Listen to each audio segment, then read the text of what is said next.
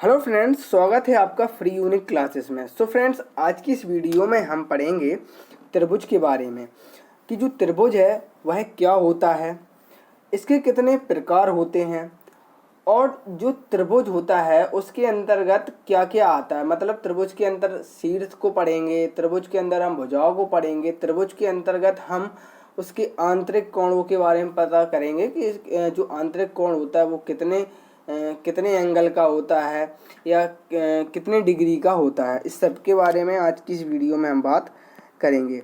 जैसे कि जो त्रिभुज होता है वह कोणों के आधार पर कितने प्रकार का होता है और भुजाओं के आधार पर कितने प्रकार का होता है, इस सब की जो चर्चा है आज की इस वीडियो में हम करेंगे। तो आप इस वीडियो को पूरा देखें जिससे कि आपको ये टॉपिक है वो अच्छे से समझ में आए। तो चलिए फ्रेंड्स, शुरू करते हैं आज की इस वीडियो को। तो मतलब होता है तीन भुजाओं से मिलकर बनी हुई एक बंद आकृति। त्रि का मतलब होता है तीन, और जो भुज का मतलब होता है भुजा। मतलब तीन भुजाओं से मिलकर बनी हुई एक बंद आकृति को हम त्रिभुज बोलते हैं। त्रिभुज में तीन भुजाएं होती हैं, तीन कोण होते हैं और तीन ही शीर्ष होते हैं। ठीक है। और फ्रेंड्स, जो त्रिभुज होता है, त्रिभुज सबसे कम भुजाओं वाला या वाली एक क्या होती है, बंद आकृति होती है, जैसे हम बहुभुज बोलते हैं। त्रिभुज के तीनों आंतरिक कोणों का जो योग होता है 180 डिग्री होता है। तीनों आंतरिक कोणों का मतलब जो होता है, जो त्रिभुज में तीन आंतरिक कोण होते हैं, एक, दो और जो एक तीन। ठीक है। तो तीनों आंतरिक कोणों का योग कितना होता है, 180। तीनों का 180 होता है और एक का होता है 60। अगर एक की बात करें तो 60, दूसरे का भी 60 और तीसरे का भी 60, और तीनों को जब अगर हम ऐड कर देते तो 180 डिग्री हो जाता है इस तरीके से। ठीक है। आई होप कि आपको समझ में आ गया होगा। अब समझते हैं आगे की बात। तो टाइप्स ऑफ ट्राइंगल इस तरीके से देखिए, भुजाओं के आधार पर त्रिभुज के तीन प्रकार होते हैं। भुजाओं के आधार पर त्रिभुज के तीन प्रकार होते हैं। उससे पहले हम ये समझेंगे कि त्रिभुज का परिमाप क्या होता है। ठीक है।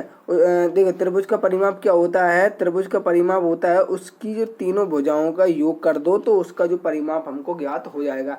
अब देखिए, परिमाप का अर्थ समझ लेते हैं। परिमाप का जो मीनिंग होता है, इसका मतलब होता है उसकी, परिमाप का मतलब होता है उसकी परिधि या उसकी सीमा। मतलब जितनी भी उसकी सीमा होती है। जैसे एक त्रिभुज हमने बनाया, ठीक है, ए बी एंड सी। अगर ए से बी जो एक भुजा है और उसकी जो लंबाई है 2 सेंटीमीटर है, ठीक है, और बी से सी तक जो एक भुजा है उसकी जो लंबाई 2 सेंटीमीटर है। इसी प्रकार ए से सी तक जो एक भुजा है उसकी जो लंबाई है 2 सेंटीमीटर है। तो अब इन तीनों भुजाओं का योग कर देंगे तो हमें उसका क्या निकल के आ जाएगा, उसका परिमाप निकल के आ जाएगा इस तरीके से जो 6 सेंटीमीटर हो जाएगा, इसका क्या हो जाएगा, परिमाप। मतलब इसको हम बोलते हैं परिमाप। मतलब त्रिभुज का परिमाप हमको ज्ञात हो जाएगा अगर हम तीनों भुजाओं को योग कर देते हैं, तीनों भुजाओं का योग कर देते हैं। आई होप कि आपको समझ में आ गया होगा। त्रिभुज का क्षेत्रफल ज्ञात करने के लिए उसका जो फॉर्मूला होता है 1/2 आधार गुणा ऊंचाई होता है। ठीक है, आधार गुणा ऊंचाई। अब आधार गुणा ऊंचाई क्या है, इसको थोड़ा समझ लेते हैं, या इसको हम ऐसे भी लिख सकते हैं। आप लिख देंगे कि आधार गुणा ऊंचाई और बटे में 2। इस तरीके से भी इसको हम कर सकते हैं। जो भुजाओं के आधार पर जो त्रिभुज होते हैं वो तीन प्रकार के होते हैं। तो इसमें सबसे पहले आता है समबाहु त्रिभुज। समबाहु त्रिभुज, इसको हम बोलते हैं इक्विलेटरल ट्राइंगल। इसका मतलब क्या होता है, जिस त्रिभुज की तीनों भुजाएं या जिस त्रिभुज की तीनों भुजाएं बराबर होती हैं उसे हम समबाहु त्रिभुज कहते हैं। कॉमन बात है, अगर इसकी तीनों भुजाएं इक्वल हैं, 1 2 3, फर्स्ट सेकंड थर्ड, अगर ये जो तीनों भुजाएं हैं जो बराबर हैं तो उसे हम क्या कहते हैं, समबाहु त्रिभुज बोलते हैं। ठीक है। और समबाहु त्रिभुज बोलते हैं। और प्रत्येक कोण कितने डिग्री का होता है, प्रत्येक डिग्री 60 डिग्री का प्रत्येक कोण होता है 60 डिग्री का।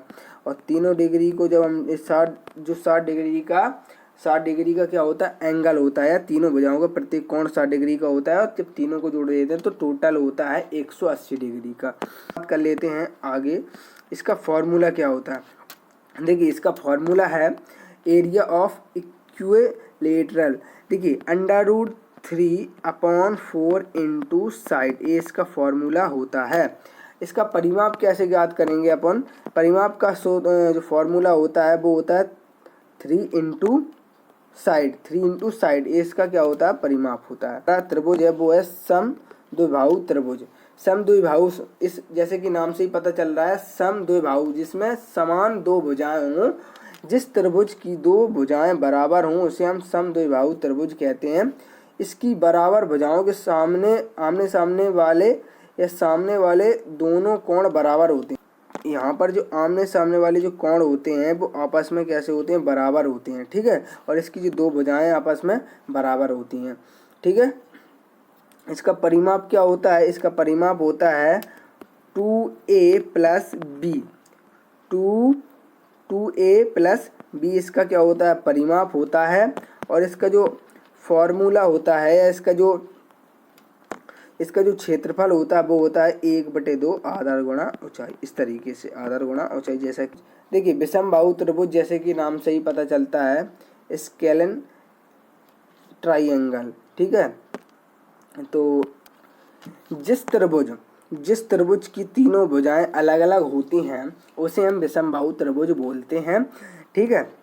क्योंकि इसमें प्रत्येक जो भुजा है वो अलग अलग होती है। देखिए इसकी साइड अलग है और ये थोड़ी अलग है, ये थोड़ी क्या पूरी अलग अलग होती हैं। तीनों भुजाएं आपस में अलग अलग हों या कोई भी अन्य अलग प्रकार का त्रिभुज बना दीजिए जिसकी तीनों जो भुजाएं डिफरेंट हों उसको हम विषमबाहु त्रिभुज बोलते हैं, ठीक है। इसका परिमाप क्या होता है, a प्लस बी सी मतलब AB plus BC plus AC, मतलब इन तीनों की जो साइड होती हैं उन सबको हम जोड़ देते हैं तो इसका हमें क्या मिल जाता है, परिमाप मिल जाता है। जैसे मान के चलिए यहाँ पर आप इसको ऐड कर दें, यहाँ पर इसको ऐड कर दें AB को, ठीक है। यहाँ पर AB को आप जोड़ दें, फिर यहाँ पर AC को जोड़ दें, AB को जोड़ दें या BC को जोड़ दें। इन तीनों को जब जोड़ देंगे तो इसका हमें क्या मिल जाएगा, परिमाप इसका मिल जाएगा, ठीक है। अब इसका क्षेत्रफल, तो जैसे कि हमने विषमबाहु त्रिभुज और समबाहु त्रिभुज में पढ़ा है,